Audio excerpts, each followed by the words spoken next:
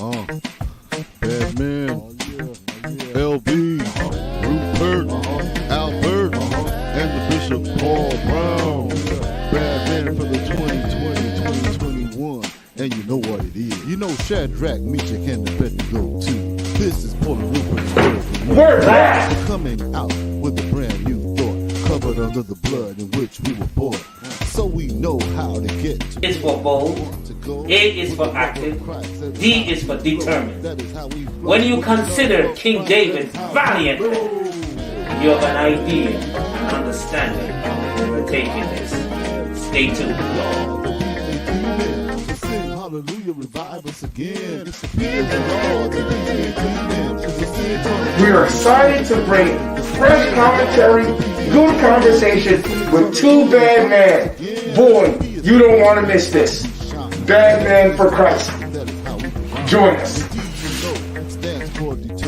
Just like Peter when he did his first sermon. As the saying goes, bad men for Christ. That is how we'll be for the rest of our life. Sit back, relax, and enjoy our show because you're stuck in the house with nowhere to go.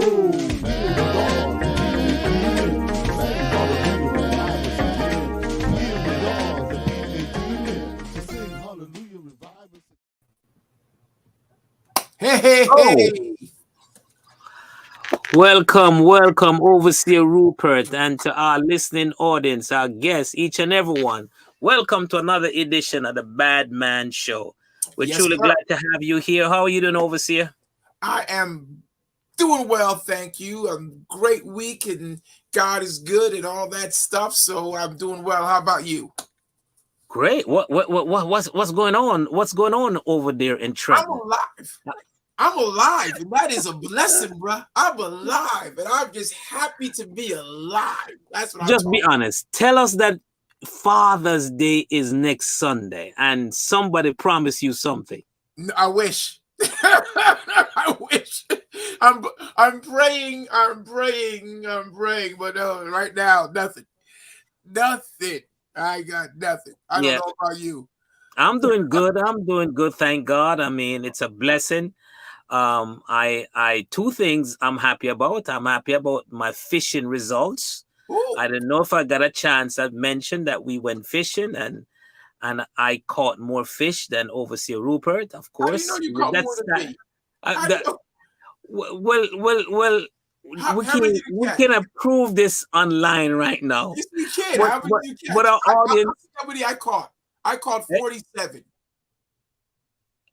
I'm not gonna say how much I caught.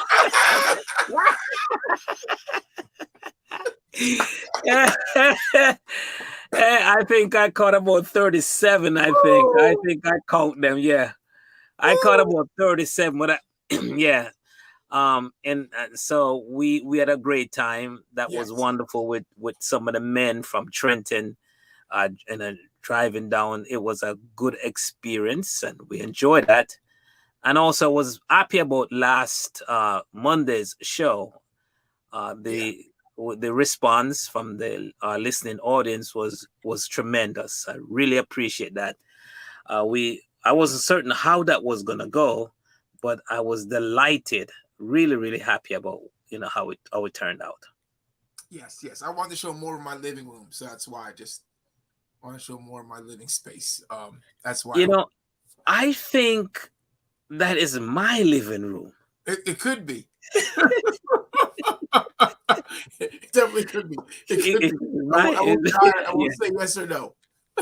So any plans you have ahead of time for Father's Day? Because I know we want to give a big shout out. We see that Deacon Howell is already on, and we really appreciate him for him directing the prayer ministries. And I know how he has a love for the men. And so, but any thoughts you have? What your expectation for this Father's Day?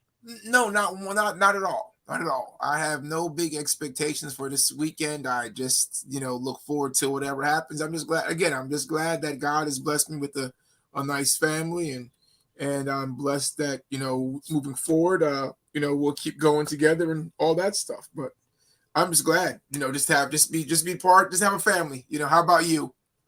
Yes, likewise, we thank God for how He has been a blessing to us, not only our family, our church family, also a diocese, and not only that, looking forward for the convocation that we're gonna Yeah. have later on this month, and we're expecting a tremendous blessings from the Lord. I see our good friend Mark is on. We thank God for him, and I know he might have some plans for Father's Day, since that we have had competition in the past where we have mercilessly beat him. I don't know about that one, but I'll be glad. I'll be glad to see my buddy Mark in a couple weeks. Hey, Mark, we might have to do dinner again. Me, you, and the wifey, and your wifey, like we did that one time. We had a great time that time. Hey, Bishop Brown, maybe you can join us. You can hang out with me, Mark, and we have some dinner with wives and before one of the services. So, he's saying bring the fish. Hey, man, if you bring the grill, I'll bring the fish. How about that? You bring the grill, I will bring the fish. I have no problem with that. But we're gonna have a great time in convocation. I think we're just gonna have a great time. Summer's coming up. We're about to take our seasonal break. But keep watching because we have Mission Impossible. I'm sponsored by the Badman Show coming for about 2 months, and then we'll come back in September. But in a few weeks, at the end of this month, we're gonna have no more of our show, the Badman Show, until September. We'll come back like we did last year. Me and Bishop, we need a break. It's a lot of weeks. So we need a little bit of break. But let's get into this topic, man. Let's get, first of all, thank everybody for joining us. I don't know if you said thank you. God loves you. We love you. We appreciate you.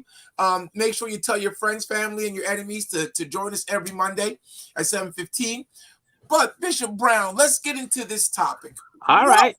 Let's give us the opening. What are we dealing with today? All right. So what we want to talk about today, we want to talk about money, and from a different perspective, and we want our audience to kind of jump on this conversation.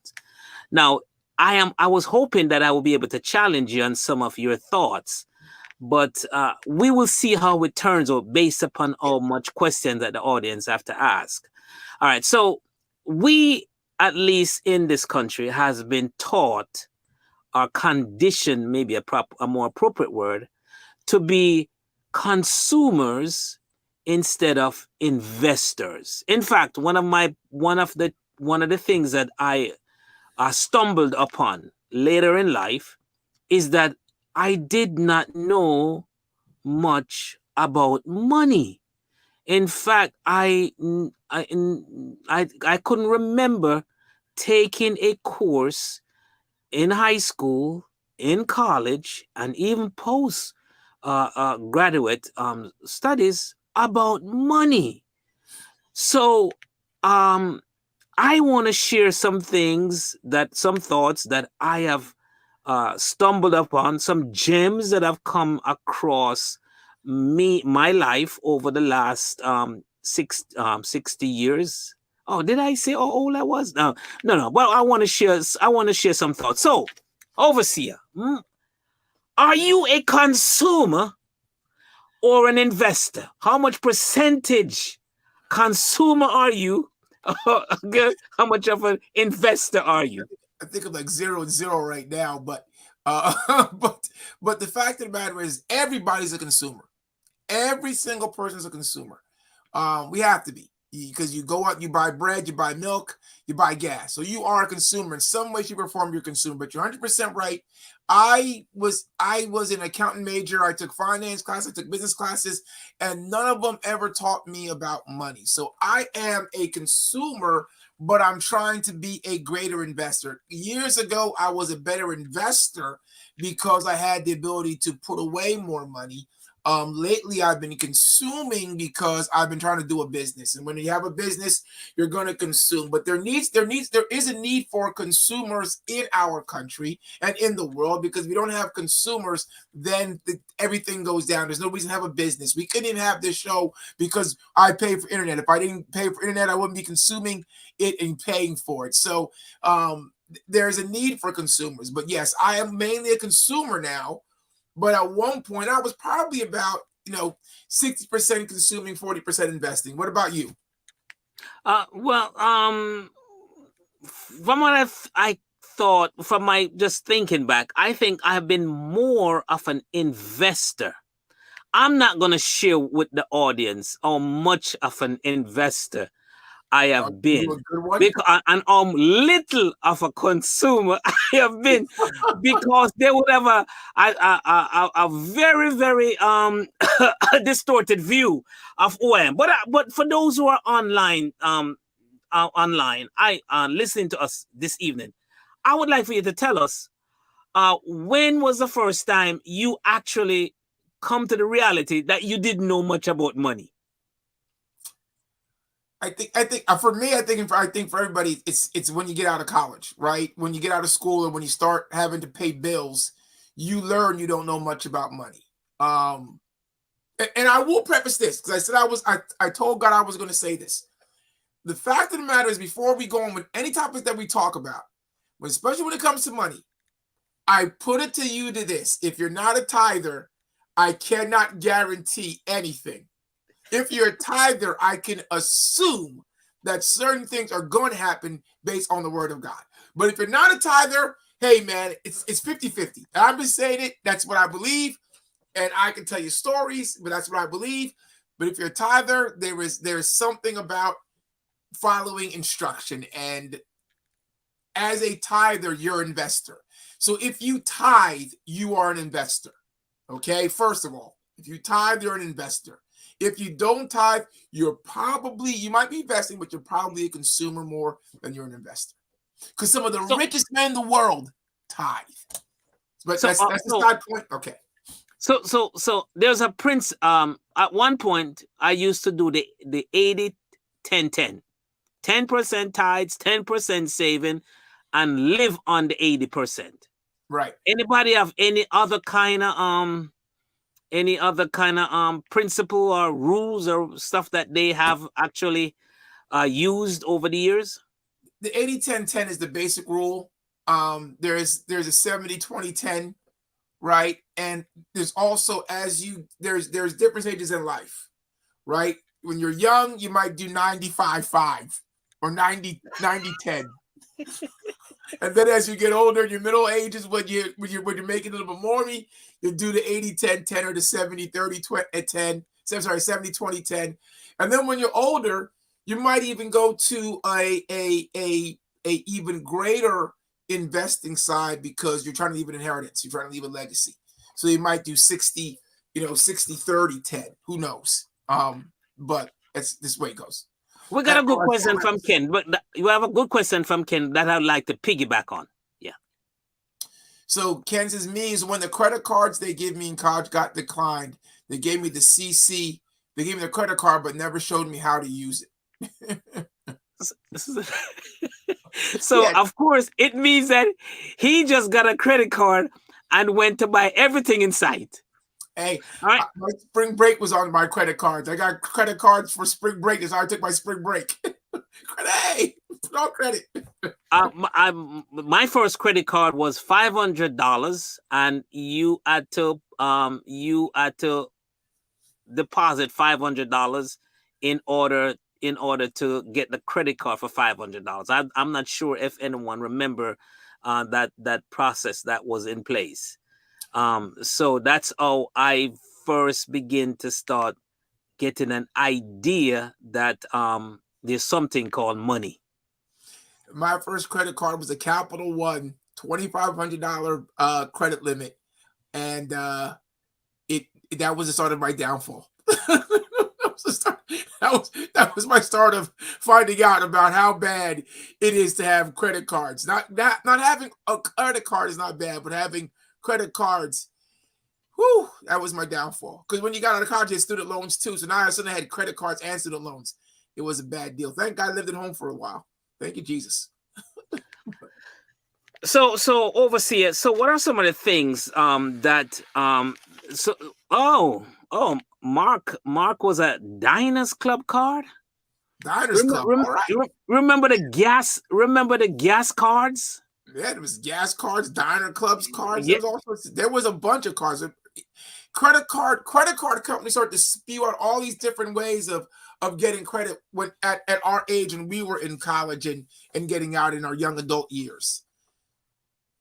So, but and there was no cash back at that time. There was no cash back card at that time. Those came later on.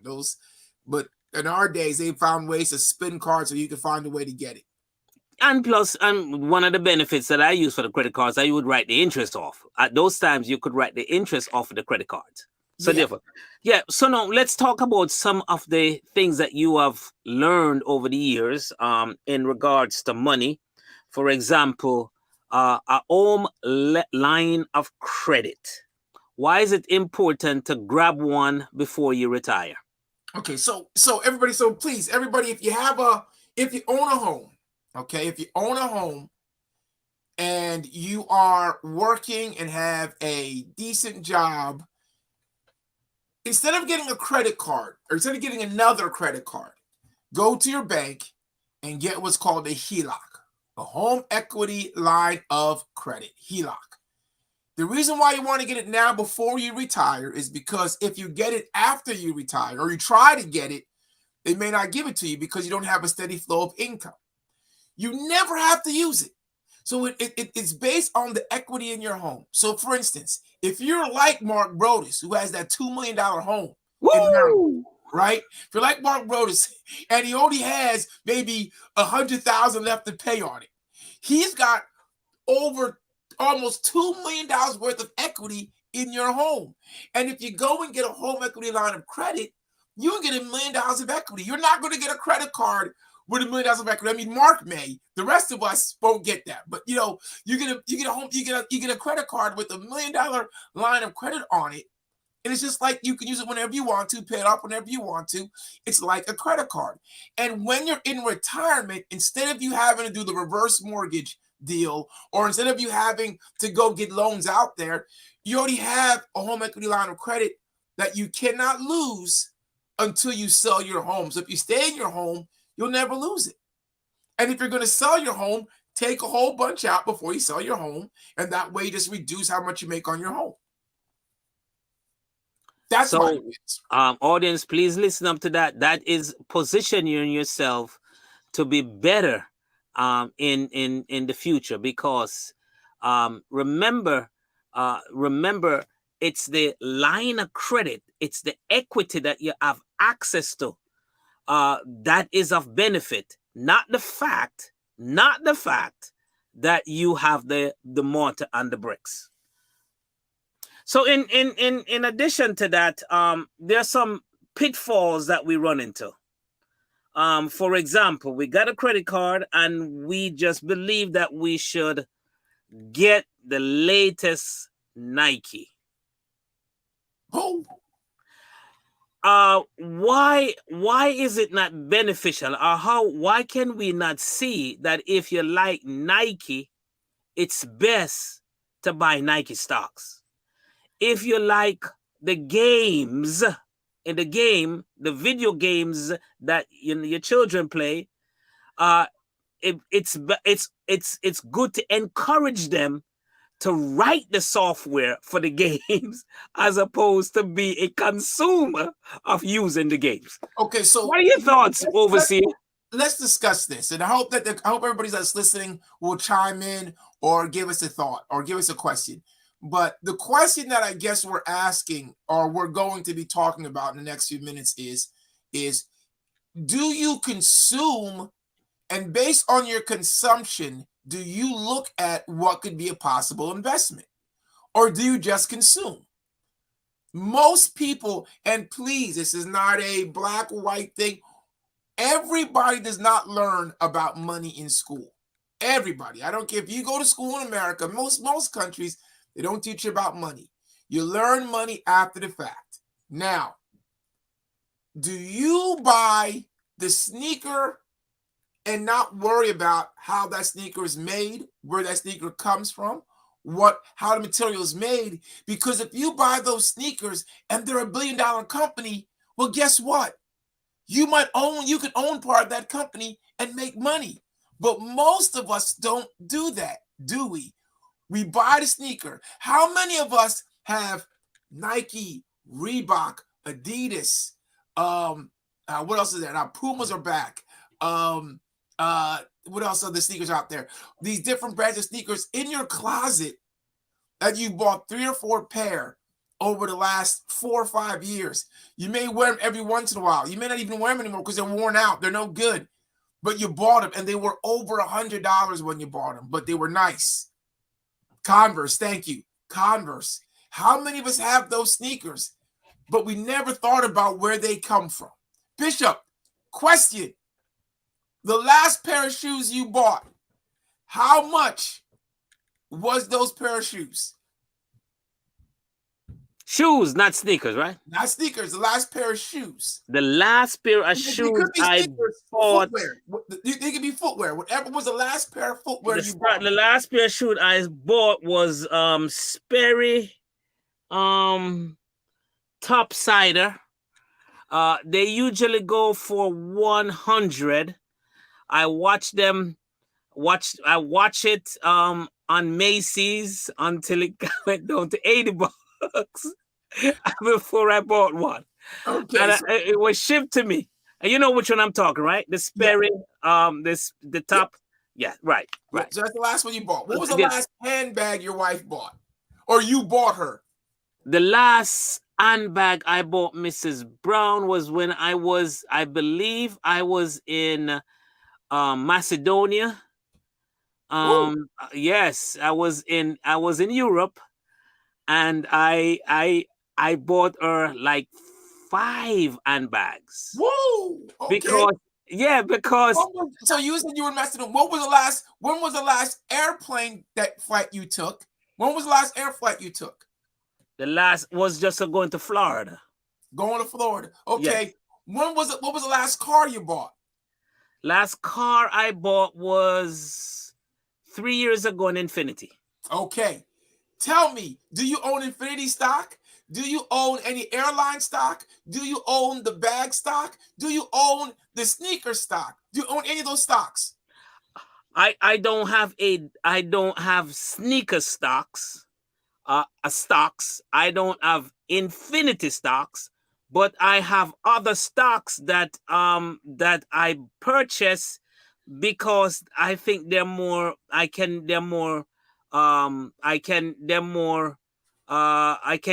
better investment. Like I have Google stocks, I have Amazon stocks. So I didn't really go buy the sneaker stocks because there is an investment club that's within our church, and we do evaluate stocks every Wednesday when we meet and make a decision what to buy. Most likely we evaluate the stocks that everybody's already talking about. No, we look at it's 5 of us, and everybody it varies because different people have different preferences. Right. And you probably talk about all these stocks that people know about. Companies people already deal with. It's normal. I'm not saying anything, but what I'm saying is if you really look over the stock market has ebbs and flows, and it's mostly based on consumer consumption. And what we don't do is we don't look at our own consumption. We don't look at what we buy and say, like you were saying, if I buy it, why not? Other people are probably buying it too. And if you like it, other people probably like it too. For instance, you used kids and games. We know that kids buy games, and we know how much those games cost. One game costs $60, $70 to buy one game for Xbox. And you know your kid wants to play that game for 2 weeks and wants a new one. But no one thought about, well, GameStop is a company that sells the games, and we probably go to that store to buy them. And guess what? They got a stock. And we don't think about buying that stock. We don't look at that stock because it's not on our radar. Another stock that people probably don't look and buy is how many times in the summertime do you go and you bought Froyo, whether it be from some Pinkberry or one of these other companies that are out there right now. Probably have a stock, and they're probably seasonal. And why not get them? I agree. Well, I am an Apple guy, so I have iPhone, I have iMac, I have iPad, I have all the stuff. So of course, I'm going to have Apple stocks. So I agree with you. I 100% agree. Now, James has a very long presentation, overseer. You see, bro. So Brother Howell says, for me, when I returned from home from Vietnam, I was blessed to meet a man that was my boss on my first job. He told me to go to HR and sign up for all the investments that the company offered. I did what he said. That was the best advice I got at 24 years old. He advised me to get an American Express credit card. I still use that card today and pay the total balance at the end of each month. You were given great information. Brother Howell. But the American Express card is not a credit card. It is better than a credit card. It is a money card. So it is even better. And when you get American Express, it's a little bit different. American Express card is a little bit different than your Visa or Master. So credit cards are mostly Visa or MasterCard. Those are your two cards. So you might have a Capital One Visa card, or you might have a Chase MasterCard. Those are normally credit cards. American Express and Discover, they're not really Visa or MasterCard. They're their own company. So they actually have stock. So if you have an American Express card, but you don't have the American Express stock, you're missing out, because American Express is probably good stock to buy. Discover is probably decent stock to buy. Why? Because people buy those cards and they are not under the umbrella of MasterCard or Visa. Normally when you get a MasterCard or Visa, there's another company that handles that business. Chase, Citibank, whatever, Capital One, whatever. But with American Express, it's a company all by itself. And they have their, so if you have their card, Brother Howell, even though you did good, the guy should have told you, hey, buy the American Express stock too. You would have done better. That is overseer. That was great, because I knew that my American Express card had certain value. I just did not know just what you said. That was a great piece of information. Somehow, I mean, I don't know. You must have picked that up on you along the way. That was great information.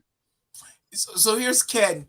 Investing stock sounds great. Put it back up, please. But how can everyone afford? And I hear Google is spelled googly, and Amazon stock price is expensive. He wants me to get into a conversation I'm not willing to have right now. Everybody, look it up. Search on Google, search Amazon, and they can give you some good information on what's going on with their stock. I don't want to give stock advice other than Google. If you use Google and you use it all the time, they have a stock. You may want to buy it.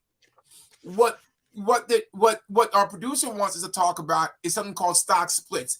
Bishop, do you know what a stock split is? Yes, I have had the benefit of having stocks that have split. Viewers, and yes, please listen to this. This is important. The company you work for could possibly have stock splits. You might have stock in your portfolio that have split. So what we're going to talk about right now is important knowledge to know. Bishop, please explain to everyone what a stock split is and why it's important. Okay, so all right, so let me, just before I do the stock split, as overseer was saying, you should do as what Deacon Howell said. Go to your HR and find out exactly what investment vehicles are there. For many companies, like the one I worked for, we had a 401k where we could actually invest our funds in AT&T, because the company was owned by AT&T at the time. What I observed over the years when I put funds in my 401k is that the funds double every 3 years. I noticed that.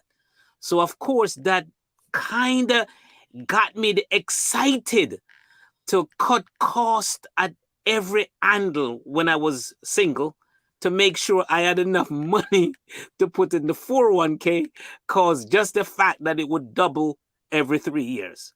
Now, that said, if you work for a company, I suggest strongly that you do find out your 401k and whether or not the company give you a certain amount of contribute to your contribution.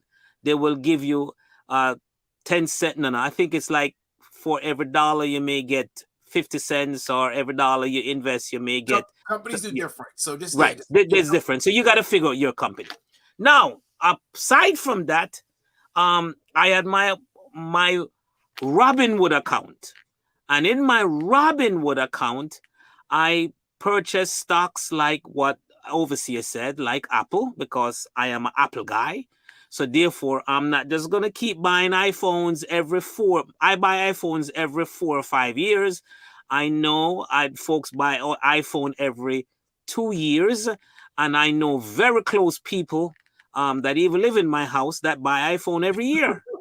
So I said, I gotta get Apple stocks. So and so I actually have Apple stocks.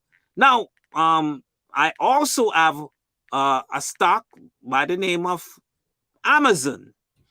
And just recently, Amazon, as I mentioned, that we're in an investment club, and we talk about stocks, and Amazon just split a week or so ago, where if you own one share of Amazon, you will get 20 shares. So it's a split, a 1 to 20 split.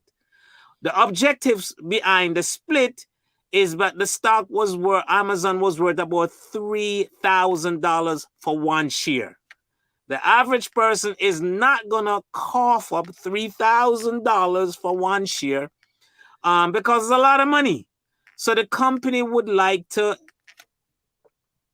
make it available so that they get more people to invest in Amazon. So they split it so that it drops the price so folks that can buy more. Notice though, they do that because they want to actually gain more capital.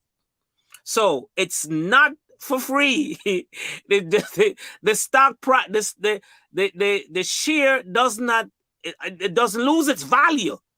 So because it's not going from a $3,000 value to say a $118 value that is it. No, the value remains the share. It's just that you get they divide it up. You get more shares for your one stock.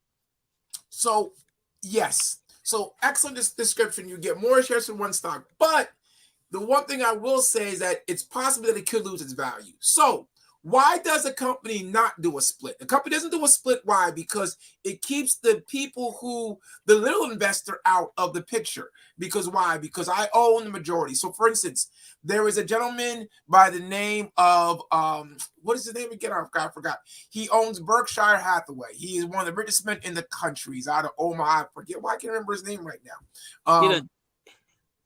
You're not talking about Murdoch. It's the other guy, huh? You're not talking about I know what you're talking about. Berkshire. Yeah. Yes. I'll get it. I'll figure it out. So he owns his name will come up sooner or later. I'm sorry? What did you say, Bishop? No, I said his name will come as we're discussing. It'll come up. So he owns Berkshire Hathaway. Berkshire Hathaway has 4 different types of stock. Most of their stock is well over $10,000. Why? Because he wants to control the company, control those shares. He owns most of the stock. He is not going to split on most of that stock. It won't split.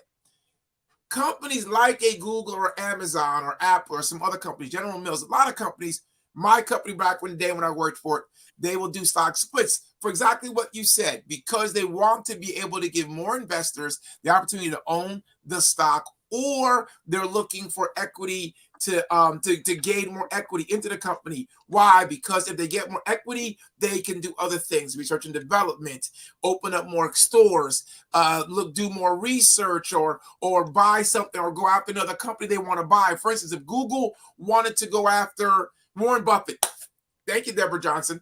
Warren Buffett.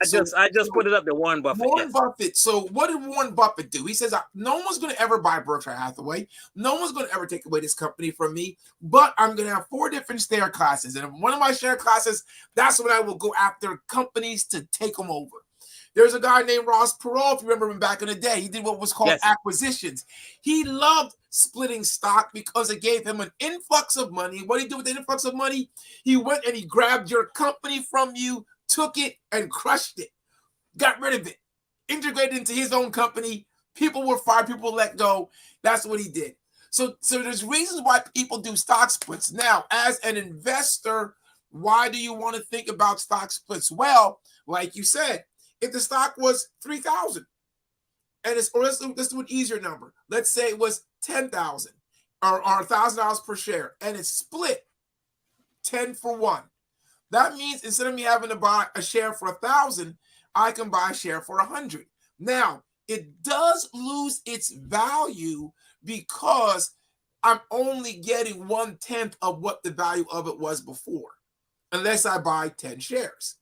But if the company is a strong company, right, that $100 could grow to be 120, 115, so forth and so on. So that makes it an interesting reason for you to go get it. But please, please remember, the company could also have split their stock because they needed money to hold off somebody from buying them. So I split my stock to put more shares out there so that way we get more money in. That way if somebody tries to buy me, I say, no, you can't do it. I own too much of the stock, so we're not letting you do it. That could be a reason too. Now, that may also mean that the company that was going after them doesn't buy them, the stock may go down. So you have to be very careful. You cannot just assume because the company has a good, solid name that they are going to turn around what they're doing. Most likely, yes. If you have a company that you like and they've done a stock split, if you liked them before they did a split and you still like them now, you like what they do, you like how they go about doing things, you look at their numbers, you look at their competition, hey, go get it. It's a cheap way of getting into some good stock, or a cheaper way of getting into some good stock. But make sure you do have that feeling. So would Rupert go out there and get some Google stock? Possibly. I don't know. I'm not sure because I'm not sure. Or Amazon. Overseer, we have a good company here that we're growing. It's called the Badman Show. Amen. And we have some merchandise that we want to sell you so that we can get some, we can get you to buy into us. Yes, we want you to be a consumer right now. Don't be an investor, be a consumer. We want to be, so please, we have hoodies and t-shirts and they are great items. So please, you can purchase by using Zelle. There's information. The Zelle number is 908-821-6504. Please get one of these items. Cups, mugs. Father's Day is coming. A cap and a mask. And be a consumer in a good company. Sooner or later, we'll be on the stock market, and you will be able to get our stock. While we're at it, we want to say thank you to our producers, Ken and Albert. They have been of tremendous help to us, and we truly appreciate them. We also want to say that if you are interested to work along with this growing company, the Badman Show, please email to us at badmanforchrist@gmail.com. And send us your information, and we will contact you so that you can help us grow. Now, amen. Now, Bishop, I know a lot of people listening to the show. I love talking about this stuff because I think it's a great education. So if you're listening to the show, we don't have a ton of people listening right now, but you need to get your millennials. Millennials out there, they don't do a great job saving. Okay, they don't do a great job saving. And we know that because of what we see, what their mindset is. Their mindset is, I want to live life. They take vacations. They do all these things. They don't do a great job of saving. And there might be a millennial out there that says, hey, I do a great job. Well, you're one in billions. So let's I'm not talking to a specific person. I'm talking generalizing. They don't do a great job. So I'm going to give every millennial who was looking in the future to buy a home a piece of advice that I did not know. Maybe you knew it, Bishop. I did not know it when it came to credit score. Okay? So there are really two types of credit score. I don't know if you know this. You know this, Bishop. I don't know if you knew this. There's two types of credit scores. Do you know this? I keep going. I know credit score, but I'm not sure exactly where you're going. Okay, so there's two types of credit scores. There's the FICA 8 and the FICA 3. I think it's FICA 3. The FICA 8 and the FICA 3. There are two different types of credit scores. There's different type of credit score companies: Experian, TransUnion, Right. and Trans something. Those are TransUnion, Experian, right. Right. Those are three different types of credit score companies, but they're not the type of credit scores. There's two types of credit scores. So when you pull up your credit score, when you go in and you do a Experian or you do Credit Karma or freecreditscore.com and you see your credit score and it says 690, you're like, yeah, I got a 690 credit score. Well, that's what they call, I think is a FICA 8. I could be reversing them, but let's just say it's one of the FICAs. It's FICA 8, I think it is. That is one of your credit scores. Now, when you go to buy a home, they don't look at that score. They don't look at the score. The score, look at it. Yeah. They look at the other one. They look at the other FICA, which is normally 30 to 40 points less. Yes. So if you see on your credit score that you're a 690, they're going to see when you're a consumer, whether it be for a home or for a car, they're going to see 640 or 650 or 660 is going to be your score. And that brings you below the 680 mark, which brings you into a different interest rate bracket. So when you're out there trying to get your credit score, don't only ask for one FICA score, ask for both. Because when you go looking for a house, you need the second one. Because again, your house interest rate is often tied to your credit score. Right. In addition to that, not only your house interest or your interest rate, but also they're tying insurance. If your credit score is really good, you get a discount on your car insurances. And in fact, even if you go to rent, they're also using your credit score in the evaluation in whether or not you will be approved for rentals. Yeah, your credit score is a lot. Your credit score does a lot. So let me give you a quick hint on, for you newbies in the world, for you young people who are just getting your first credit card. Again, things I was not told, I did not learn. Let me give you a quick factual thing that my buddy told me that he did. And my buddy at the age of 22 had a $30,000 credit limit.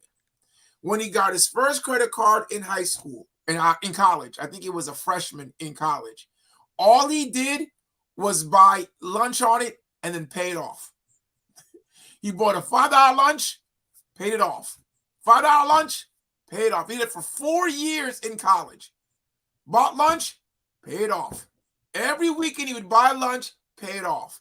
By the time he was 22 years old, the credit card company said, man, your credit score is awesome. We're going to keep increasing your credit limit, increasing your credit. And he never, ever really used his credit card. But his credit card limit was great. Now, why do you care about having a huge credit card limit? Because part of your credit score is your debt to equity ratio. And your credit card helps your equity. So if you have a $30,000 limit and you only have $100 used on that credit card, you've got $29,000 of equity on your credit score. That helps your credit score. So here goes something, my brothers and sisters of my same skin color. Credit cards aren't bad. Using them all the time and keeping that score, keeping that credit equity tight, that's what's bad.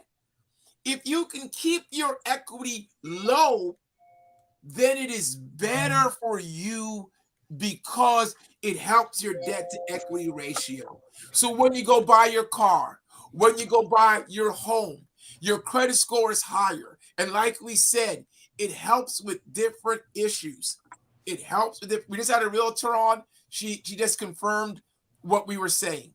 Everyone, these are things you have to learn. Teach your children. Yes. Teach your children, please. Because money is not taught in the school. Money has to be taught in the home, and it has to be taught on venues like this because we care. We want you to have an appreciation for money and how to use money effectively. Now, I'm going to go on the wild end, overseer. This is on the wild end. The Bible says that money answers all things. That's what the text says.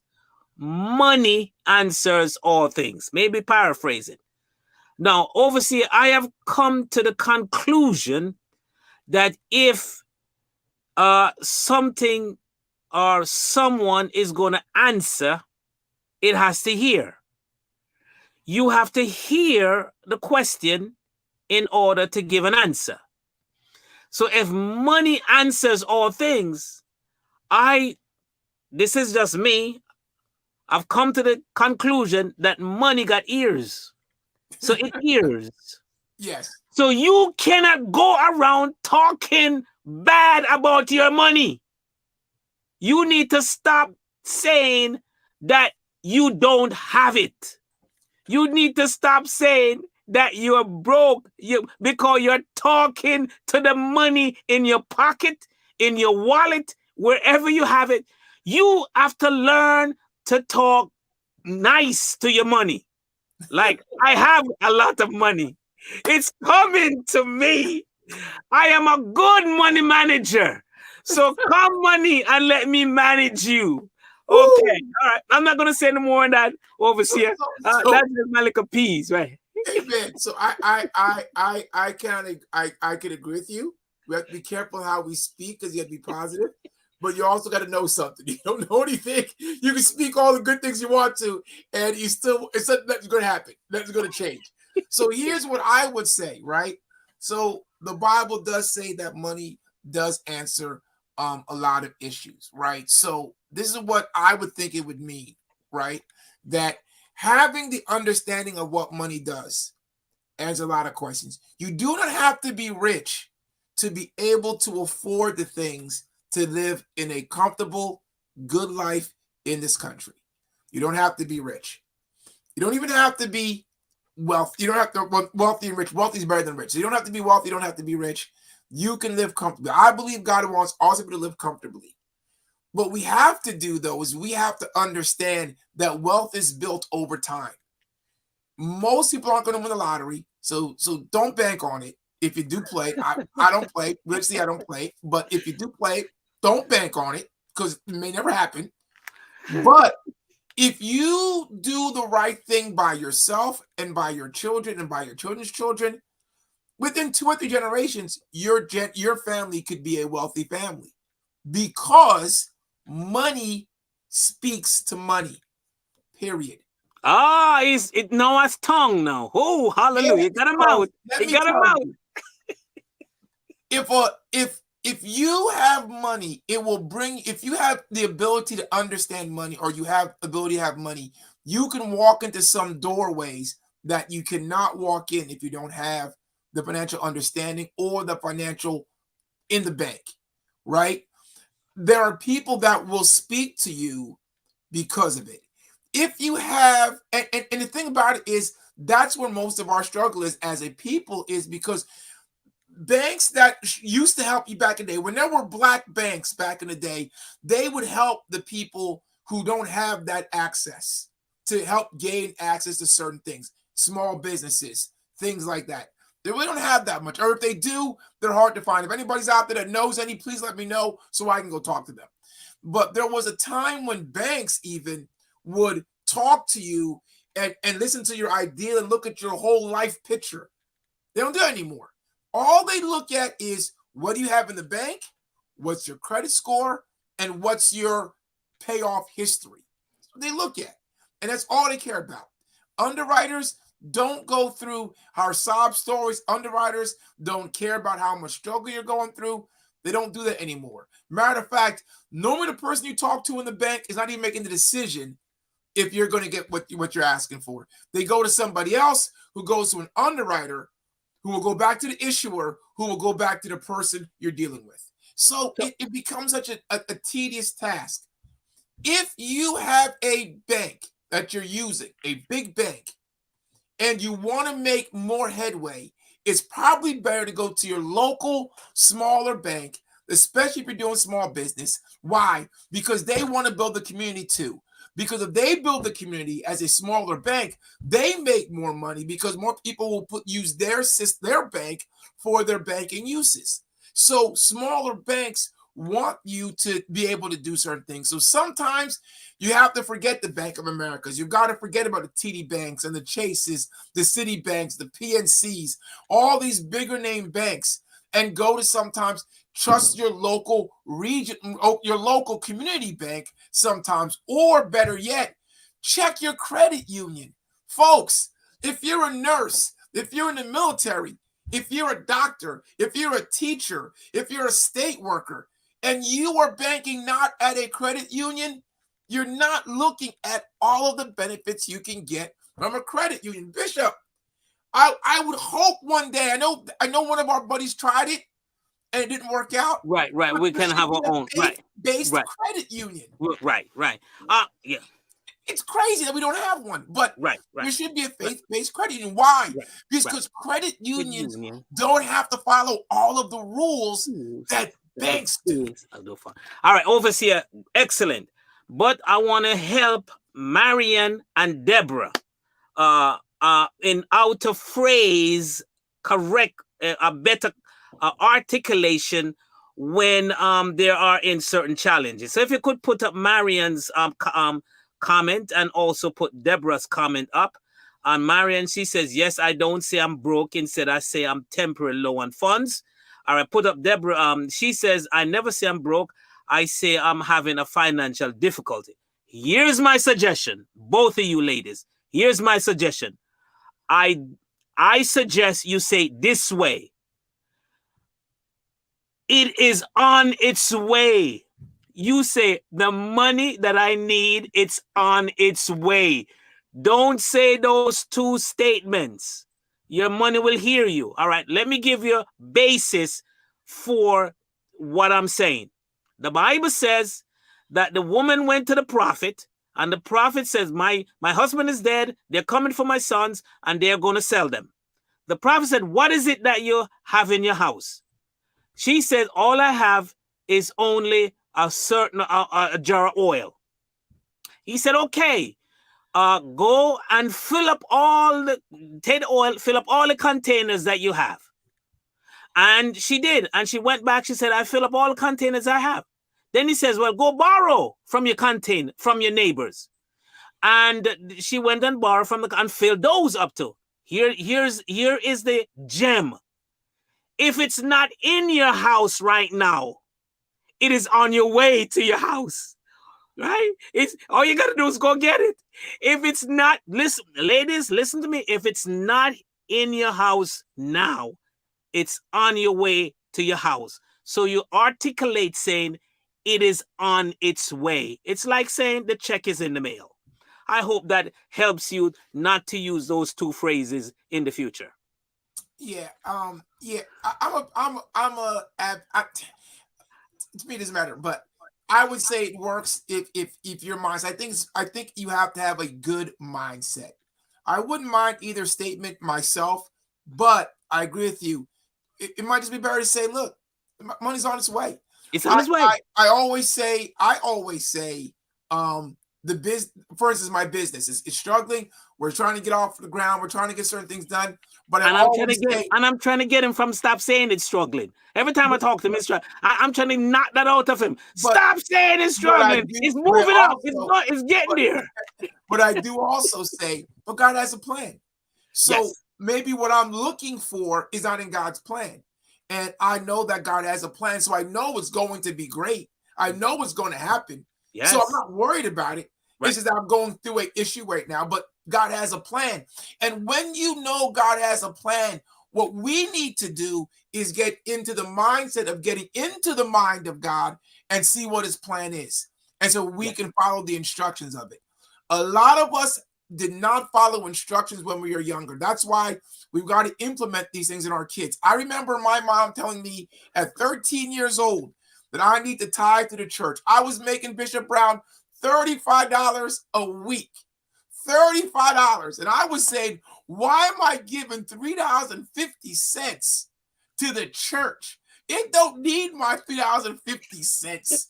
I can give $1. And wait, I got to give $3.50 and give offering? Wait, Mom, I make $35 a week. How am I going to give this? But what she was doing to me was she was showing me to be consistent in organization and planning.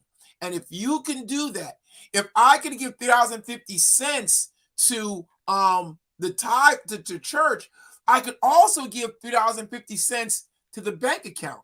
So every time I tithe, I also put in the bank and I invest. Why? Because it's part of saving money. Because sooner or later, I'm going to have to buy a house. I'm going to have to buy a car. I'm going to have a family. There were things that were going to come down the pike that I learned to save my money so that way I could do. Matter of fact, the reason why I'm able to get into the business I'm able to get into right now is because I had a pretty decent savings. And I'm able to do things that other people wouldn't have been able to do if they weren't savers. So, overseer, you made an interesting point that ties into what you said your buddy did with the $5 lunch, right? It's that continual consistency that made it happen. And folks don't realize that tithing is a means of creating a level of consistency within us that helps us and propels us. Overseer, my first tithes were tomatoes from the garden because I didn't have a job. And when the tomatoes came, I pick up the tenth and bring it to the bishop. So folks is looking at in certain aspect. It's where your heart, where your desire, and how you believe that God is gonna move and use you. Because remember, we are all stewards. This is not our stuff. All this stuff is flowing through us so that we can do the purposes of God. But God don't mind us using a little bit of it while it flows through us. That's how nice he is to us. First of all, I think God wants us to do it because, again, if we're happy, then it's easier to make other people happy. If you're miserable, it's not easy to make other people happy. But if I'm happy because I have the car I want, I live in the house I want, I have the family I want, it's easier for me to say, hey, let me bless you too. Because I know that I'm happy because of what God has given me. Let me share it. We are sharing knowledge with you because we're happy where we are. There are people that know what we know that live right next to you who would never tell you this because they're not happy. They're struggling with what they're doing. They're still trying to get ahead. No, I'm happy. So I don't mind if I share it because guess what? If you become a millionaire bishop, or you're already a millionaire, if you become a billionaire bishop, thank you. What you have, yes, sir. I received that. Oh, do you see how quickly I received that?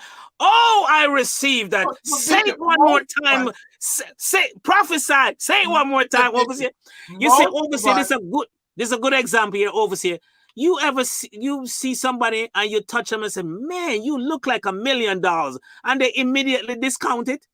Oh no, you should never do that. Somebody tell you how much money you have, how good you will look, you ought to receive it.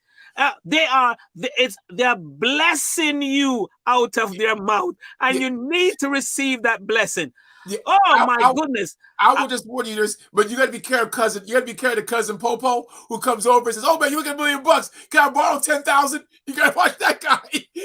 There's a word say, there's a yes and there's a no. You can always use the no. There's no monopoly on the word yes. No is a good word too. Hey, this is a great question. I before you take Mr. Sadler's question, I just want to say what we have been doing these last 2 weeks is just trying to have conversation with you, our audience. We know that we're going to be gone for a brief 2 months, and I hope you don't mind for us just to be conversing and just spending some time with you. Yeah, time's almost up, but I really want to answer this question. Yes. It says, what do you say when people say they tithe their time to God? I say to them, that's a good thought, but that's not accurate. That's not accurate. You don't time, talent, treasure. Yeah. Time. You can volunteer your time to God, but you're not tithing your time to God. Tithing is different. Tithing is giving 1/10 of your income. That's what tithing is 1/10 of your income. If your income is harvest, like Bishop Brown said, if it's a harvest, then it's 1/10 of your harvest. It's 1/10 of your cattle. It's not 1/10 of your time. Time is not tithing. It is income. Now, if there's anybody on here who says that, come talk. You can email Badman for Christ, and I will explain it to you deeper in fullness. We don't have time right now. Time is up. But I hope that you enjoyed this. It gave you some information. Please teach your children. Have them open up a savings account. When they get birthday money, don't let them just buy candy. Tell them, one, you're going to tithe to the church, Junior. Another thing you're going to do, you're going to put some money in the bank, and I'll leave you a little bit that you can pay. You can buy your games with or buy candy with, but I want to open up a savings account for you. And if you can, whatever they put in, match it. Show them that you're making even more money because I'm going to match everything you save. I'm going to put and save it to them. Help them. Then as they get older, when they're 11, 12, think about stock. Have them buy. When I'm not a big stock guy, I like mutual funds. We didn't get into it. But if you have time, show them, hey, what do you like? What do you buy? What do you do? Why don't we buy some of that stock? Help them buy stock, because if the company's good, it's going to be around for a long time. There's also municipal bonds. We didn't get into it. Look into municipal bonds. Great things. We talked about U.S. saving bonds. They're out there still. Treasury bonds. They're out there. Treasury bonds, they don't lose money. They only give you money. Treasury bonds. Think about that. Look into them. There's a bunch of investment vehicles out there that you and your family, your children can go together and do investment. They're investment clubs. Hey, pastors, do what this guy's doing and start an investment club at your church. It might be a good thing. I haven't done it yet. I think I'm going to do it. Why? Because it will help teach my people how to save. How to look up stuff. Now, there is somebody asking us about how to open up some of those individual accounts. We didn't get to it today. Maybe next week before we start a whole talk, we'll talk about how you can open up a Robinhood account or a Ameritrade account. They're not hard. They're not difficult. You can research it yourself. Google it. You can find out what it is. But if there's still enough people who want to know how to do it, maybe next week we'll start off the lesson with that. But Bishop, we're a little bit over. Close us out and send us home, sir. Yes, sir. And there's one more question about how you can donate to the company. I hope that the company you're talking about is the Badman Company. If you'd like to donate to the Badman Company, please send us by Badman for Christ at gmail.com and just send us your information, and we will get in touch with you, because truly, as you say, this company is going somewhere. Again, we want to say we love you. God loves you. We appreciate you, and continue to support the Badman for Christ. Like us on Facebook. Subscribe to us on YouTube. God bless you. Thank you, Overseer. Great show. Thank you, Bishop. See you next Monday. See you next Monday. Hey, join us. So sing hallelujah, revive us again.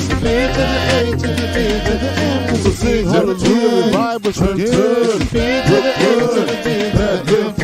Like a Jesus, repping Jesus. To the end, to the D, to the M, to the E, to the N.